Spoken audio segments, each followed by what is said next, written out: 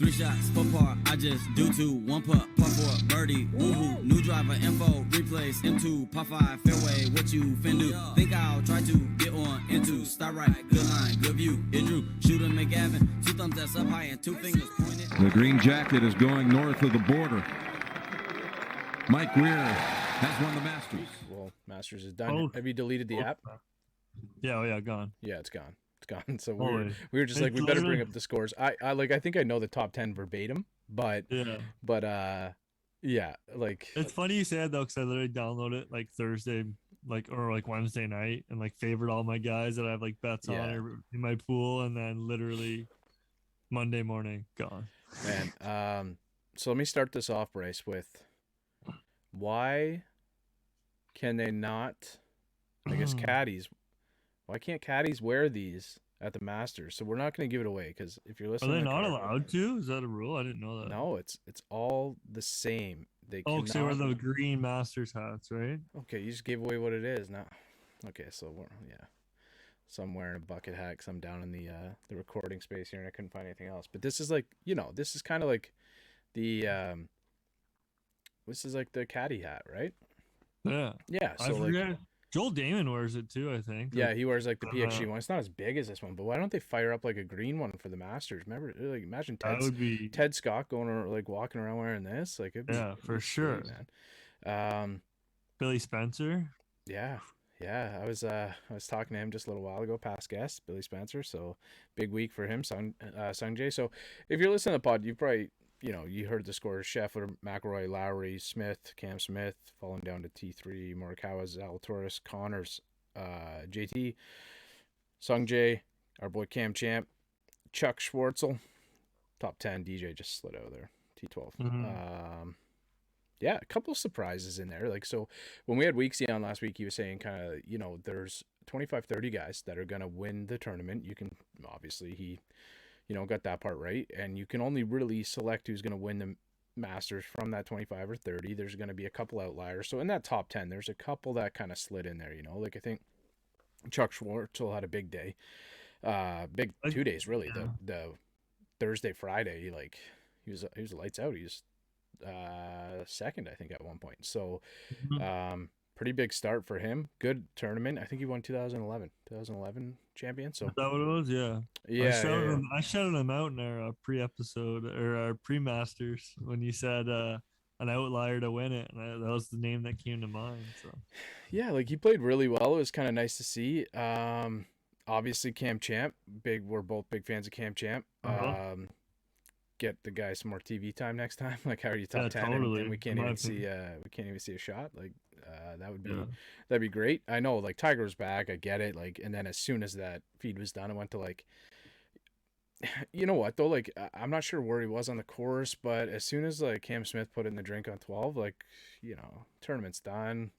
Well, it was already done before that, we knew that, but there's no chance at that point.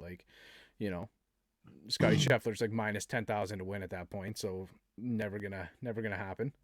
Even though he did 4-putt on 18, but yeah.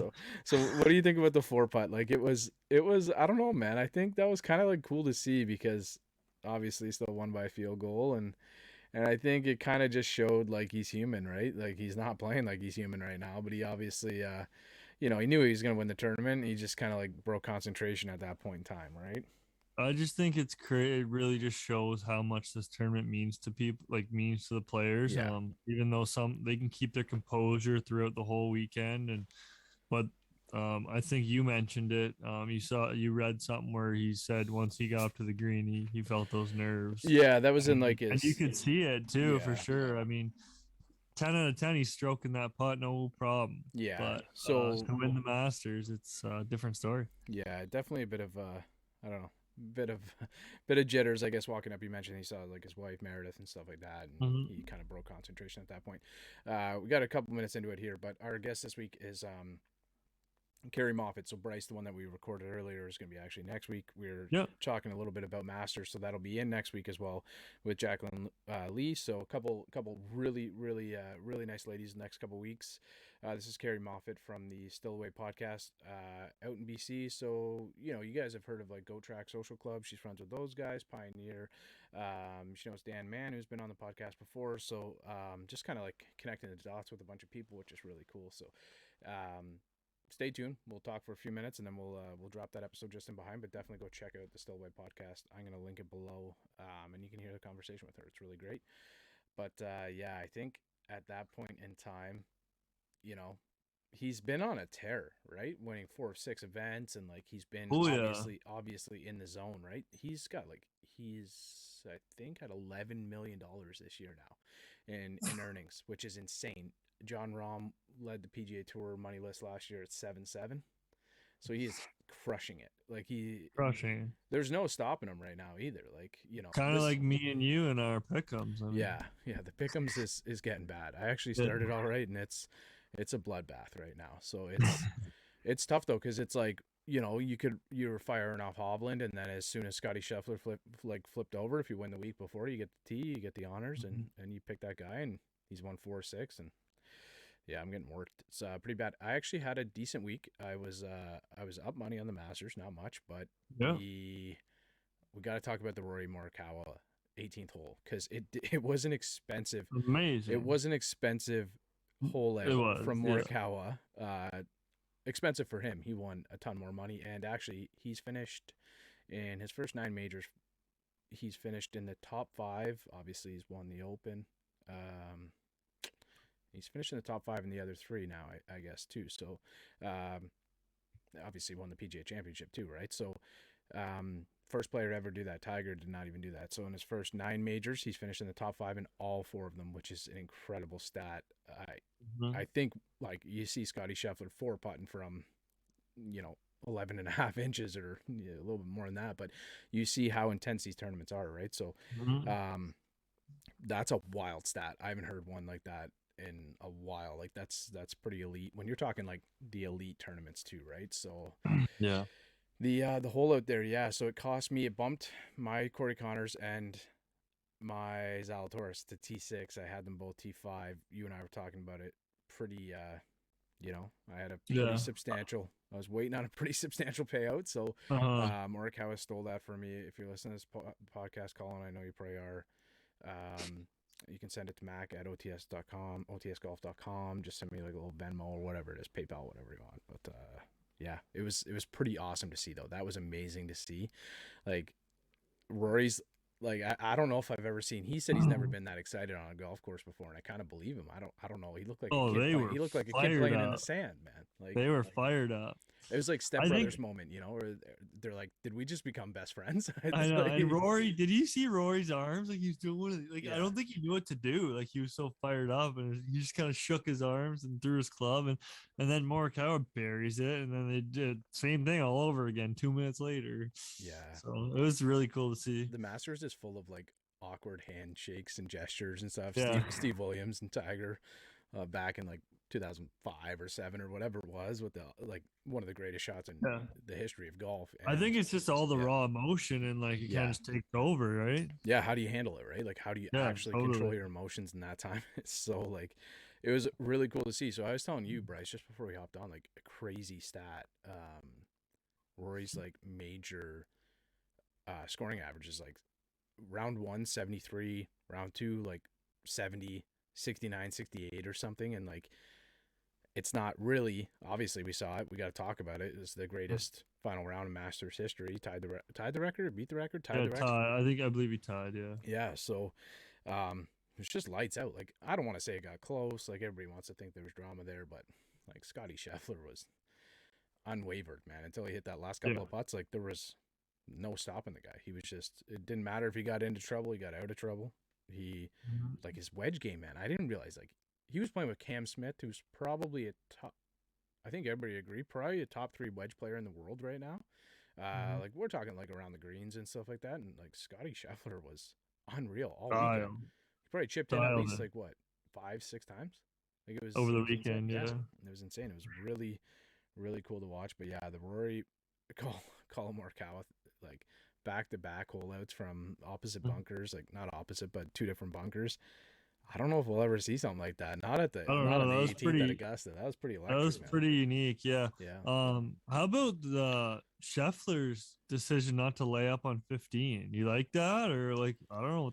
I thought that was pretty shocking, but Well, so it was like 227 carry or something. I yeah, was but he was yeah. kind of blocked out by the tree. Kind of had to draw it, which I guess is no problem for those guys. But still, I mean, he had to hit like a 20-25 yard draw around But a tree to that's his get it. natural pattern, right? Like that's not a regular shot Yeah. for him. I'm not saying that it was like, I don't know, man. Like obviously Ted Scott and him had that conversation, and Yeah. they I'm just saying, if I'm up 8 like that, I'm gonna punch one out, put it with 100, Yeah. 100 yards, he just ended up flip a making a wedge 4 under the too. Like he flipped Oh, one yeah. close and made a 4. Oh yeah, you put it just so- off the back and dribbled one just past the hole and then Yeah. buried the uphill putt. So yeah, like I guess he must have known where Rory was at 7. So Yeah. he must have known. Yeah, Obviously, Rory if would have that- been done by then. For obviously sure. if that goes in the water. Yeah, it's a big one. And then you 4 putt on 18, like that's a 1-stroke ball game, you know. Yeah. So probably not the best choice, but I mean, it worked. okay. So like think back to the match play, right? We talked about this a couple weeks ago, when he had DJ on the ropes, and DJ almost came back. Remember? So on the 12th hole at Austin, 290 or 278 carry or something like that over the water, that par 4. It was like into the wind too, so it kind of like set up that they could hit a driver in and kind of hold the green, and he went for it and missed, and DJ rattled off like 4 holes in a row. I think Scotty won 2 and 1, I think it was. Yeah. But I don't know if that's just an extreme level of confidence or if that's immaturity. I don't want to say it's immaturity. The guy's won 4 times in the last 6 Yeah, you weeks. can't say that right now. Yeah, player, like, he's already won the player of the year, right? So like the rest of the season, he could just pack it in. He's going to win the money list. He's going to, like, except for whoever wins the FedEx, like he could show up at the FedEx, probably win that right now. So Oh, no problem. I think, yeah, player of the year already, I'd say likely. So how do you doubt that? But you're right. Like it could change the tournament. I just feel like he probably knew, like they probably had a number that is, he does hit that nice, like kind of slinging draw. So he probably had a number where it was like, okay, we're not going to be short. If anything, we're going to be long. And maybe they felt safer with that. Yeah. He was going to make birdie regardless from wherever he landed, I guess. No So, kidding. but yeah, probably more risk involved in that shot, I guess you could say. But it was fun, man. It was like I said, anticlimactic. Like the Sunday was kind of over really fast. Cam Smith got it to within 1. He was 2 under through 2, and then I think he went bogey. Didn't he go double bogey? Yeah, he may have. Yeah, so he was only 1 back. And then like we were saying, Scheffler chipped in there on 5, I think it was. So, it kind of took the momentum out of Smith's sails, and I like Cam Smith a lot. So I was kind of rooting for him to at least press a little bit. Yeah. We posted a poll on Sunday there, and it's pretty even split, but it was fun though. Like it was still a fun tournament to watch. We got to see Tiger come back. Obviously, that was the highlight of most people's weekends, getting to see Tiger play again. I was impressed, man. Like he played pretty well. Yeah, he did. Yeah. He went. Sorry to cut you off there. He went. I was just looking up. He did double 12, par 13, but then bogeyed 14. Yeah, but what did he do on 3 and 4? He opened birdie. Oh yeah, he birdie. bogey 3 and 4. Yeah, he went yeah. birdie bogey. So birdie. It was I think at that time it was 8 under, 7 under, and then or no, sorry, bogey 9 under, 8 under, I think, and then he went bogey, and then Scheffler chipped in, right, and that like put it back to 4 stroke difference. So it was tough. Yeah, because Cam Smith had the same chip, missed it, and then missed the putt coming back up too. I guess that was on number 5. So kind of like almost on number 5, you kind of felt like it was done, right? Rory was playing lights out, but it was still like too little, too late. You figured that Scheffler was going to go low. So you think Rory gets it done though? You think he wins that slam? You think he gets a green jacket? I'd love to see it happen. I don't know. Yeah. I mean, I said no chance before this year, but I mean, he came out firing on Sunday. If he can put 4 rounds together at Augusta, he's a scary player. And I posted too with Corey Connors. So for the Canadians listening to the pod, we got 2020 now. So T10, T8, T6. You know, Keep going. Matt says next year T4, the year after T2, and then a winner the following year. So 2025 Masters champion Corey Connors. Heard it here first. Yeah, easy math, right? So I think he's got a real good shot. I think his game fits well. He just has to get that breakthrough to that next level, right? I have him this weekend totally. in the Heritage. I already showed you my line on him, so Yeah. I'm going in on it. So I think it'd be nice to see Corey Connors is the guy who's going to win it if he does of any Canadians. But back to Tiger though, we can't overlook Tiger, and I think he's going to win the Open, man. I think that'd be insane. I think there's something. Obviously, he was not in contention because Scotty Scheffler was beating the pants off of everybody by Friday afternoon, but he was 3 strokes off second place, or maybe only 2 on Friday afternoon. So I think it wore on him a bit. He was looking tired on Saturday. I thought he looked sore. Yeah, but he was limping around a lot, and look how far he's coming. 14 months. You had another totally 4, 5, 6 months of conditioning on it. For sure. Obviously, the most conditioned golfer of all time. Yeah, agree. You know what I mean? So nobody's going to debate. He's an incredible athlete. Could probably play just about any sport. So the fact that he had everything that he went through, and now he was made the cut at the Masters, was just pretty insane. But walking around that course for Bob Weeks and I talked about it. I don't know if you heard about it, Bryce, but it's got 175 feet. So same height as Niagara Falls from the start of the first tee to the pond at number 12. There's 175 feet decline, and and which is actually worse for him if he's got a bad knee, and rather than going uphill, but you're constantly going up and down and up and down. But the undulations is it obviously was a lot for him, and I think it kind of got to him, wore him out a little bit, and I think we saw it break his concentration when he's putting quite a bit. He had a 4-putt as well, so that I don't know if Tiger's ever 4-putted in his career before, so pretty good event though, but let's you got anything to add, or you want to hop in the chat here, Carrie? No, I think that's good. Just wanted to say quickly thank you to everybody who purchased some of our merch. I know it's starting to land in people's hands now, which is great. I'm wearing one of the sweaters right here. This is the Yips, just simple. The writing stitched on, embroidered. Bright, your stuff should be there. It might even be there to tomorrow. So by the time this pod comes out, it might be there. And April's testicular cancer awareness month. So we partner up with our friends at Manscaped, as you guys know. OTS Golf, 20% off while you're there. If you can make a donation to Testicular Cancer Society, it'd be greatly appreciated. Just go in, when it's in your cart, there'll be a prompt. The link is below. You can go over and just remember each month, check yourself. Really easy to do. Go on to manscaped.com/TCS. Yeah, I got that right. Testicular Cancer Society. So go over, check it out, and you'll get a, just an idea of how you can kind of check yourself. It's, realize that, maybe be an awkward thing, but get a Manscaped package, clean yourself up a little bit, and and Mac made it clear a few episodes ago we will not be doing demonstrations on how to check yourself. No, but we do have a story that we got a little video in our story every few days. A little balloon or something like that. And then if you have any questions, of course, call your doctor. But you can see and learn how to do it just simply by clicking the link below. OTS Golf over on Manscaped, 20% off plus free shipping. The products are great. I just got some more stuff. I'm feeling good, ready to go walk the course. Bryce and I know we're gonna get together for some golf pretty soon, so we'll do some on course stuff. Maybe we'll fire up the live a little bit, and I can get beat up by Blaker. Yeah, we don't want to go there. I was just talking, so. That's why I'm wearing the hat right now. I'm trying to convince him to go play on some tour or something like that, and I can just carry the bag around a little bit. Yeah, there you go. But thanks everybody. Hope you enjoyed the Masters. Thanks again. If you're looking to check out our merch, otsgolf.com, go down the collections. You can see it down the bottom of the page. Really cool stuff. And we'll be dropping a couple spring items soon, so check them out. Thanks, Bryce. And here is the chat with Keri Moffat, Stillway Podcast. Let's just jump into it then, Carrie. We've been chatting for, 15 minutes here, and my email did not make it to you, so these will all be questions and I guess topics that you are not aware of, but we'll try not to stump you. And we're here with Carrie from the Stillway Podcast. Keri Moffat, how are you? I'm good. How are you? I'm good. Thanks for hopping on with us. Short notice, and like I said, my email didn't get to you there, so sent it at like 7 a.m. here. You're a few hours behind us, so anyway, here we are in a world of technology. We made it. We made it work.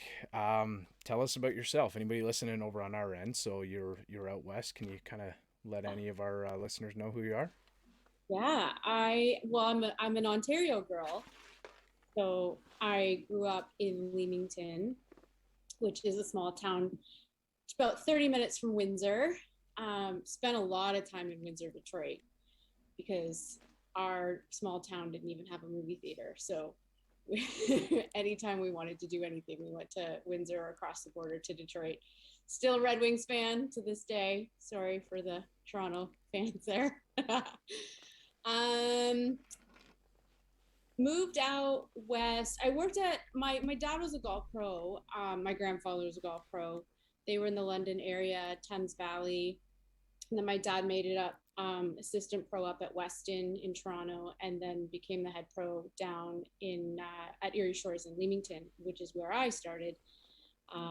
You know, I was pretty much grew up on the course and was in the back shop, and finally my dad just got so annoyed with me hanging out every day that he just put me on the payroll, and I started there just cleaning clubs and picking the range and hitting balls, and played my first tournament probably when I was about 12 and was pretty hooked on it, and played turned pro when I did quit golf. I got to the end of junior, and then I was just kind of done. I We've burned all out. we've all quit golf at some Oh God, point. how many times we fall I in and out know. of love with this game so many times. And so I didn't play for a few years, and then I just decided I was getting to the end of my degree. I went to Western, and I wasn't quite sure what I wanted to do. I had a degree in environment and resource management. I went in thinking I was going to save the world, and really did nothing with it, and was going, okay, well, what does my career look like? What's the next phase of my life look like? And just golf just never really left me. And so I picked up my clubs again for the first time in like probably 4 years at that point, and decided, you know what, I'm gonna go try to turn pro. I I had like it. no business, absolutely no business passing, and I did. I passed. I passed on the first try, Good. and yeah, it was pretty funny. One of the coolest stories that it still warms my heart. You know how like just the back shop kids, right? Like Hmm.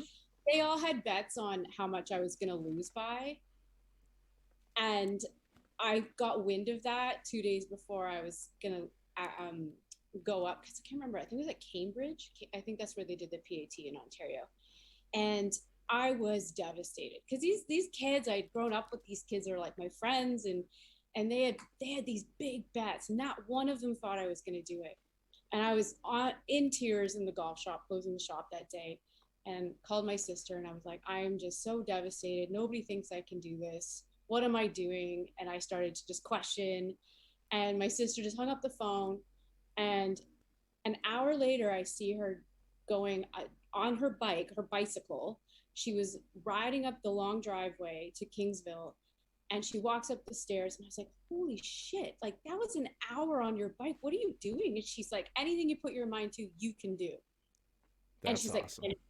I'm gonna need a ride home because that was a hell of a long ride. I can't put my mind to that ride home though. I can't move my legs. Yeah.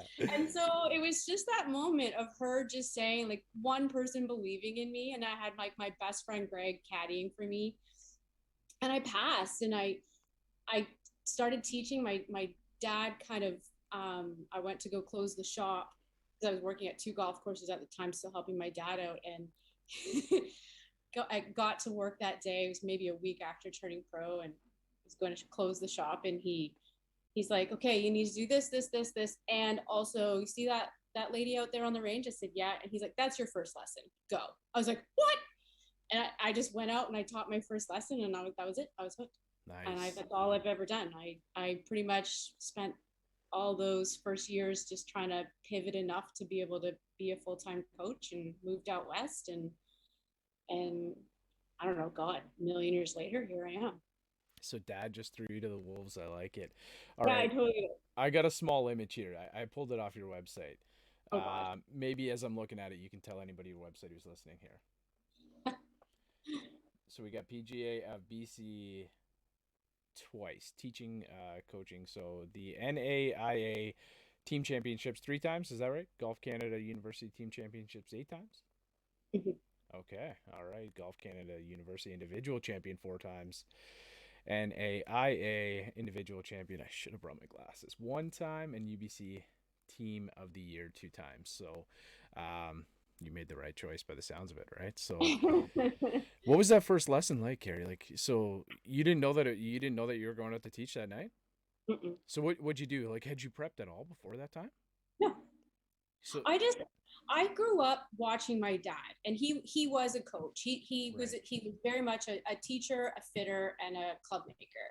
And my grandfather also really, he was a golf pro, more the traditional golf pro, but he still did a lot of teaching as well. But my dad really did transition his career, especially later on, into fitting and teaching, and eventually just built clubs. He did a lot of club building, and he loved it. And so I guess just for me, growing up in it since I was a kid and growing up being taught by 2 coaches, I just kind of did what I know. Right. And I think, I mean, knowing what I know now, I mean, I know a lot more structure and communication and a lot of listening.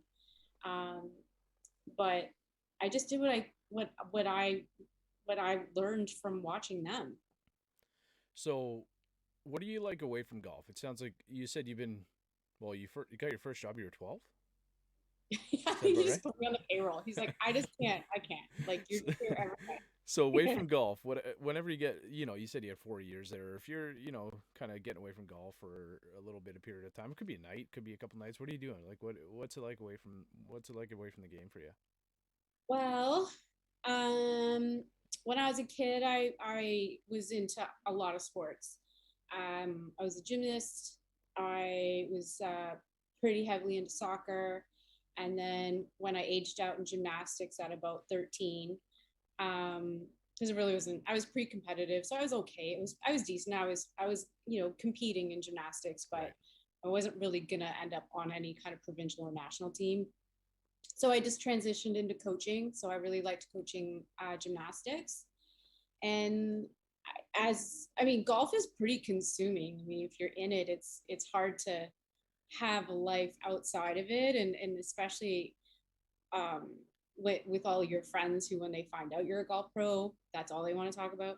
Um, but for me, it's coming home and just, I live on the beach. I've always lived on or around water. So being able to be in or on the water is really important to me, just having some downtime. And I love photography. If I can snap shots, and that's kind of like one thing that I do away from golf. Yeah, it's definitely photography is fascinating. You can see my camera. It's not on the YouTube view here, but you can see it behind me, and then I have like a bunch of lenses there beside me. But I don't know what to do with them. As you can see, I was out of focus there for a little while as we are getting into it.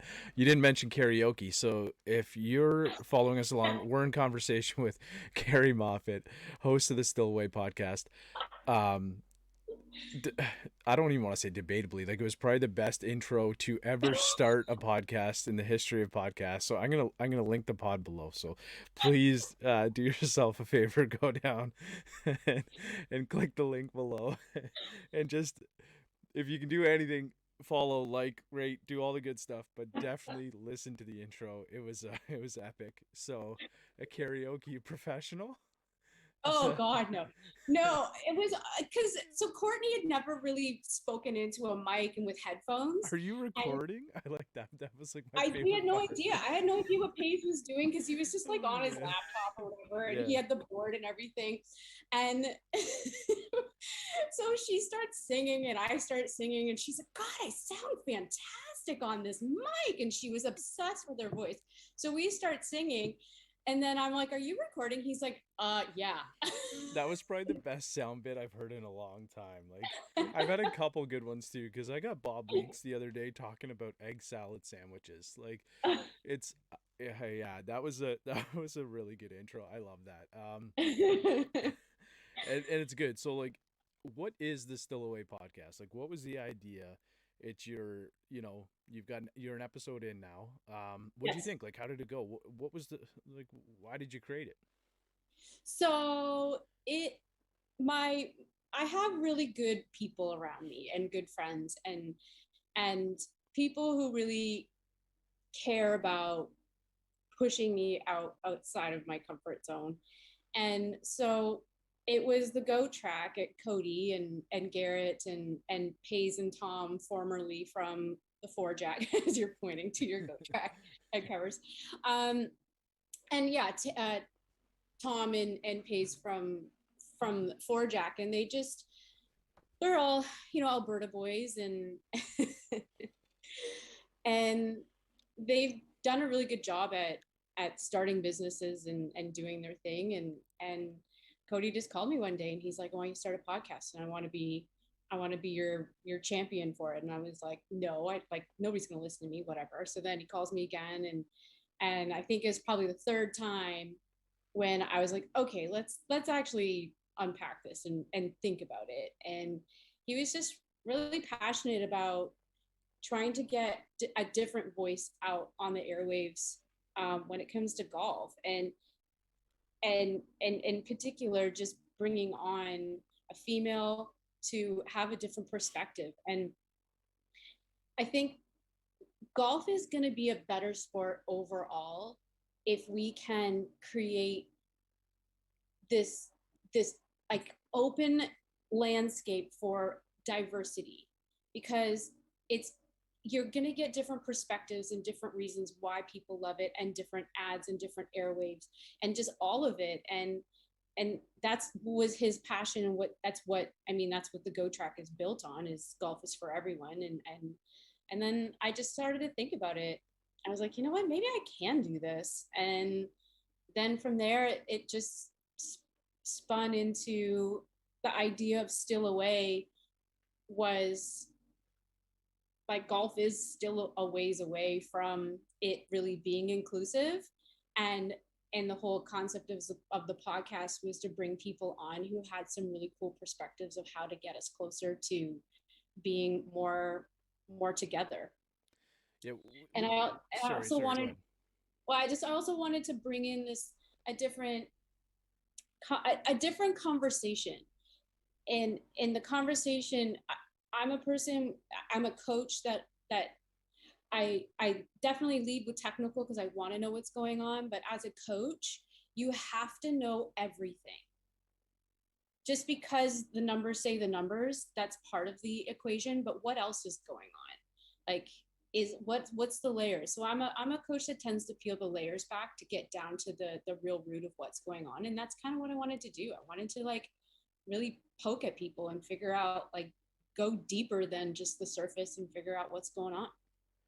Yeah, I was kind of saying we found our niche in the same, it's similar in a sense. We've had Garrett on the podcast before, which was really great. It was a really great episode, and it was kind of nice to chat with him, kind of get the idea of like what they're doing. I mentioned like AJ out there, Pioneer, Dan, who's out by you, who kind of recommended. So thank you, Dan. We've had Dan on the podcast before. Does Dan actually have like salon quality hair? It's unbelievable. In person, it's better. Wow. Like, yeah. It almost twinkles in the light. Dan, I gotta timestamp this and mark this down for Dan to put up a reel or something. But yeah, like we found our niche kind of, we mix with like a brand or a club fitter. We try to work in some pros, but we try to keep it to like Canadian pros or something like that, right? Like there's so many podcasts out there that talk to, people that we all know, right? And like, so you can catch those podcasts everywhere. But like, I've been lucky. I've had like Ziggy Nathu on, like Lucas Noni, Mac Boucher, like a bunch of, well, everybody knows Mac Boucher now, but like, a bunch of guys that like kind of want to use the platform and just talk golf, right? And it's a lot of fun. It's good to like mix those in. We try to mix in like a smaller brand, kind of give them a little platform to kind of talk about. Last a couple weeks ago, we had the Stroke Play Golf Apparel. They had a really cool story. A golf pro and his wife and friends, and they started a brand. So it's kind of cool to start it or to kind of get in touch with people that way. But like I mentioned to you, Carrie, like the people I golf with most are my wife and my sister, and you know, I kind of see the struggles, if you could call it that. Like they're both beginner golfers. My wife's an athlete. My sister is like, well, she's an athlete, but she's older now, so golf is not does not come easy to her, and it's intimidating, right? And like they don't care about golfing with me anymore. Like they get out there with me, and like I don't care if I shoot 73 or 93. It doesn't matter to me. Like I don't care who I golf with, but yeah, like we just literally saw an LPGA major tournament get moved because a sponsor felt like moving it, right? So we're still a ways away. You're right. There's still a lot that we can do to, make the game more inclusive for everybody. And that's kind of the idea of our podcast. That's the idea for your podcast. So it's a match made in heaven. Mhm. Okay, I got an idea. I have something in front of me. Oh So God. you would know what this is. This is an NFT or a GFT. So I have Oh, a the GFT. from GoTrack. So I have the Go track, the yes. golf gal button and the golf guy Yeah. button, and Yeah. I got a couple from the other month. I think this might have been their first month or second, and I got some of their stickers left over. So the first one that sends us a screenshot with the code that Carrie is going to give you, whatever that term is that you want to say, or code, whatever it might be. It might be just golf guy. If you're a golf guy or a golf gal, Yeah. go over, follow either the Stillway podcast on Spotify, Apple's, whatever it is, or the Instagram page. Send us a screenshot, and I'm gonna send somebody that GFT. I think that'll be pretty cool. Aw. Yeah, GoTrack is awesome. Like their stuff is really cool, and I'm lucky I already have one over there, so I'd love to share one. It's cool stuff, and Garrett was kind enough to send us over a couple things. You can see the head cover in the back here, so it's on my bag. But yeah, go check out those guys as well. In conversation with Keri Moffat, host of the Stillway podcast. I just say we fast forward a couple years, Carrie. You're still working on the podcast, or you're still doing the podcast. What's it going to be like at that point? Like, say we're 2025. What's your dream for the podcast a few years out? I don't know. I think what for me, I started to realize a few years ago that as a female in this industry and where I'm at in my career, that I it's almost not so much what I can do for myself anymore. It's what I can do for that next generation. I'm not sure if that makes sense. It does. Yeah, it's like if you can see it, you can be it, and that's been my motto for so long. And if I can get to this point and have a voice for, say, the girls that don't know that they have yet, if that's what I can do, that's it. That's it. It's if I can create a voice and a narrative for the people who don't have this opportunity. And really outside of that, I don't really have any other goals. I mean, there's interesting people I'd like to talk to see how they got to where they did, and what is it like in certain countries and certain areas of the world, and in terms of diversity and women in sport. But that's kind of it. But to be honest, I don't know. If you could have any female athlete on the pod, who would it be? Simone Biles. Yeah, I think so. Like, wouldn't that be amazing? I just would want to know, like, what I had so much respect for her to say I can't, because I think athletes don't know how to do that because they push past certain things and they've stuffed stuff down, like stuff emotions and negative things down so much that it comes out in these events like her at the Olympics. I mean, and a lot of times, people don't really quite get if you're not a gymnast and you're like, even figure skaters who spin, they're not upside down. Mm-hmm. When you are flipping and can't find the ground, that is, especially at the speed she was going at, that is just dangerous. And if you start to lose your proprioception to be able to know where you are in space, you're done. And yeah, I would be so interested to see how she dealt with all of that, because there was a lot of backlash. Yeah, I can't even begin to understand like what you would have went through during that time, but like what an incredible platform to be able to share that with, any young athletes in general, females, males.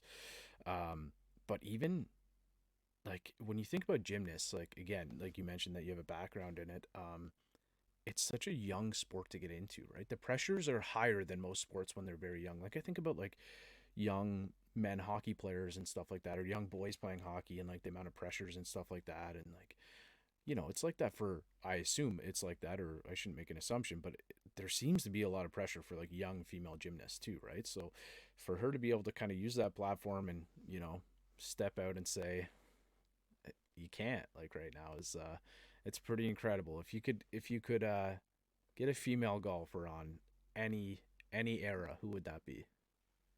Annika. Yeah, I know. I loved Annika Sorens. So I played the same irons as Annika, like when I grew up, I did like too. the Callaway, like X Tours or whatever. I love them. So, and and she had her 59 and stuff like that. Like it was it was a lot of fun to watch Annika Sorens play golf, and she's playing again in the what is she playing in the U.S. Open? I think the U.S. Open. Yeah, she's playing again. Yeah, she committed. Oh, Yeah, like that came out a couple weeks ago. She committed to the oh shoot, why can't I think of this? But I know that she's playing, yeah, again this year, which is pretty awesome. cool. So it'll be a lot of fun to watch her play. And she's like in shape. Like I started photo was posted with the Super Anna Davis, who Yeah. won the ANWA just the other day. Was like, she kind of like ran up. Annika gave her a hug after, which was pretty cool. And like, she's looking like she's ready to play some golf. Like Yeah.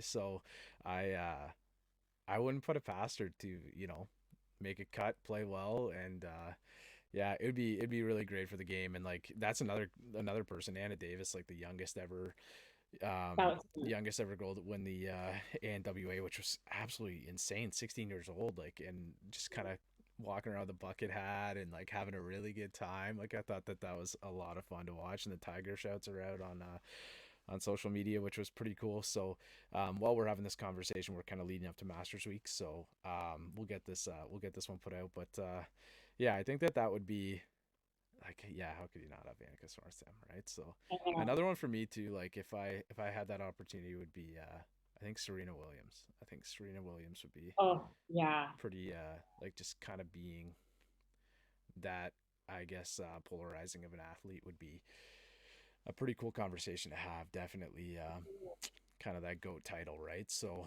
I yeah, sorry, I got kind of off track with this one. I have my notes here, but it keeps popping up. Does Dan really have salon quality hair? I actually made that one a note. That's ridiculous. But going back to your podcast, so you guys obviously started off like really light. You had Courtney on last week. Are you gonna have some more intros like that? Are you guys gonna try and clip more intros at the start like that one? I don't know. That was just, it was funny because Pace was doing the editing, and I was like, just him and I were like, hey, let's try this and let's try this. And then my sister, she wrote the actual song, and I'm like, and it just was this kind of collaboration with the three of us, and that's just what happened. I don't know. I'm not sure what we'll do for the next one. If you're watching us over on YouTube, like that bar is like, it's high. It's like it's well out of screen. It's a pretty yeah. We have a pretty awesome intro. So if you ever check out our pod, over on YouTube we have some weeks we've got Connor Price, who's a friend of our editor. He's just like an incredible talent. But on our audio version, we have Roy Blackleroy, so a spin-off from Roy McIlroy, but he's a golf rapper, and it is pretty awesome. Like every lyric is spun off of a golf term. It's amazing. I love it. So definitely give that a listen. But I won't take up all your time, Carrie. But before we let you go, can you talk about a little bit of your coaching? You've coached like at university level as well. Yeah, I started off um, basically I got hired at Westwood Plateau, which is a academy slash golf course. They had 18 holes. They had a 9 hole, they had a 3 hole practice facility and a 60 stall range. And that was my first full-time teaching job.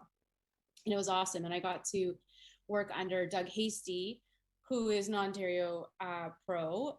He grew up at the National, and he was basically groomed and taught by um, Ben Kern and tons of like amazing coaches and teachers in Ontario, and that was my first boss.